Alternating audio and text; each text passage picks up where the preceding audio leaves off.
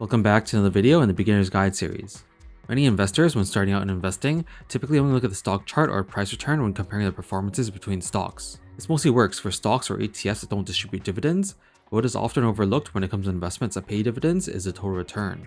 By not including these into the performance of the investment, especially for income-generating products, can severely alter the outlook of the returns. There are also implications when it comes to understanding the total returns of your portfolio, as you continue to add deposits over time, and how it can actually decrease your total returns. In the meantime, if you're interested in this type of content and want to continue following the Beginner's Guide series, feel free to like and subscribe to help out the channel. My goal is to reach 2,000 subscribers by the end of this year, and we've made some great progress so far already. I'll be continuing to create more of these over time in order to help explain concepts and address any misconceptions when it comes to investors who are just starting out in passive income investing. And with that, we'll now get back to the rest of the video.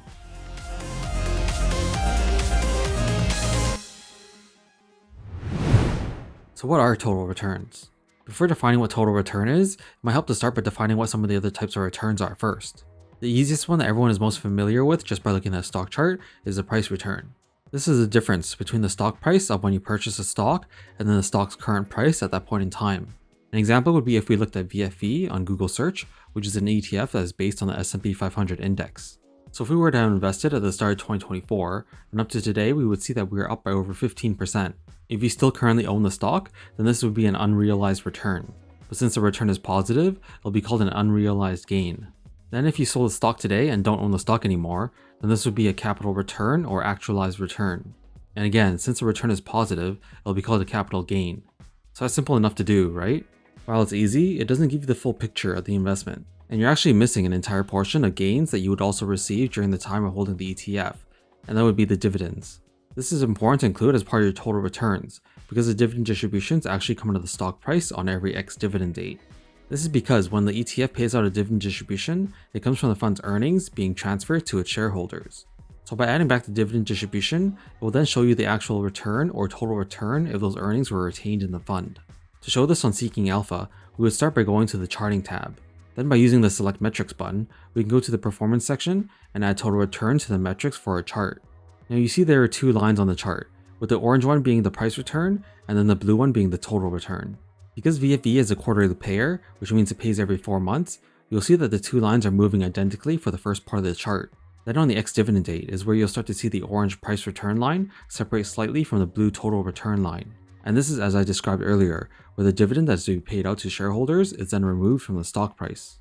This is why over time, you see these two lines diverge further and further apart, as those distributions continue to be paid out each and every quarter to shareholders. So that's why it's important to incorporate both the price return and dividend return components together in order to appropriately compare or judge the return of your investment or portfolio.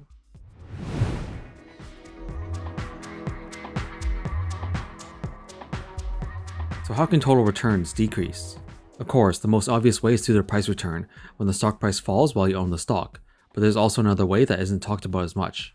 This is one that happens over time, when you invest more money into a particular holding or deposit more money into your portfolio. An example of this is if we start with $10,000 invested and it grows to $11,000, which would mean the total return is 10% because you gained $1,000. If we then invest another $10,000 to make the portfolio value now at $21,000, then your total investment will be $20,000. Because of this, the total return is now only 5% because you calculate that $1,000 gain over the larger total investment of $20,000. So as you can see, this example might be a little bit exaggerated, but this will still be the case for smaller gradual investments over time as well. If we again start with $10,000 and again it goes to $11,000, our total return will be the same 10%. But this time, if we now deposit $1,000 instead, then the portfolio value and investment amounts will both increase by $1,000. This then reduces the total return percentage and is now only 9.09%. If we do the same thing again one more time with another $1,000, we see that the total return percentage drops lower now to 8.33%. So this is why if you've been investing regularly into your portfolio or specific holdings, you might notice this drop in your total return over time.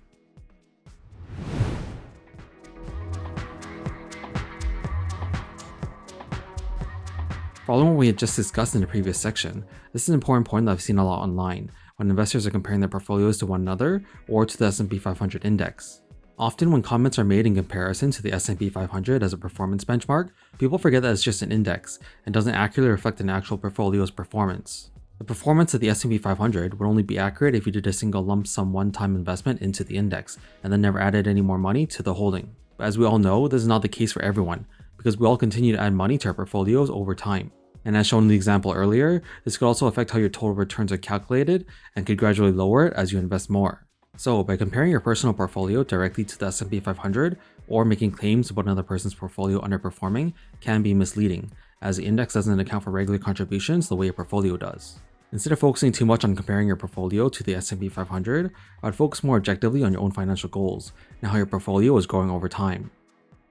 Now this is similar to what we've already talked about earlier, but it's important to showcase this again with income ETFs that pay a large part of the returns through dividend distributions. These income generating products generally have dividend distributions every month and sometimes weekly, which is why again you need to use a more comprehensive tool like Seeking Alpha or Canada Stock Channel to accurately view the total returns. So for USCL, this is a popular cover called ETF based on the S&P 500 that pays a monthly distribution. At the beginning, you'll see that the two lines are aligned together for the first month of the chart. Then on the ex-dividend date is when the dividend distribution gets removed from the price. This is when we start to see the two lines diverge from one another. And as you can see, because these products pay more frequently, the difference can be quite a lot more drastic. If we were to base the performance on the price return, it's currently negative 2.86%, but when we look at the total return, it's actually in the positive by 7.75%. That's a difference of 10.61%, which again goes to show why you can't look at normal stock charts for products like these, and to always look for the total return charts. The other resource I also mentioned is the Canada Stock Channel, or for those in the US, it would be the Dividend Channel. Here, if we were to do the same and look up USCL, we can then scroll down to input the dates we want to look up for performance. What's special about this website is that it also shows you the returns if you were to reinvest all the dividends back into the ETF. So because this is an unhedged ETF, we'll need to compare it to an unhedged index ETF like VFV.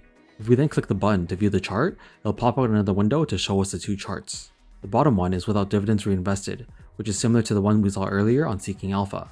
And then the one at the top is where all the dividends were reinvested after they were paid out to you. Generally, I prefer this source as my go-to for comparisons, and then Seeking Alpha if I'm looking to compare more than two stocks or ETFs to each other. So hopefully with these examples and insights, I'll give you a clearer picture on the importance of looking at total returns, and know how to do it yourself as well. If you still have questions, I'll do my best to answer them in a future video or in the comment section below. Once again, if you appreciate this type of content and want to help with the channel, feel free to like and subscribe in order to follow the entire series. Thank you in advance, and I'll see you in the next video.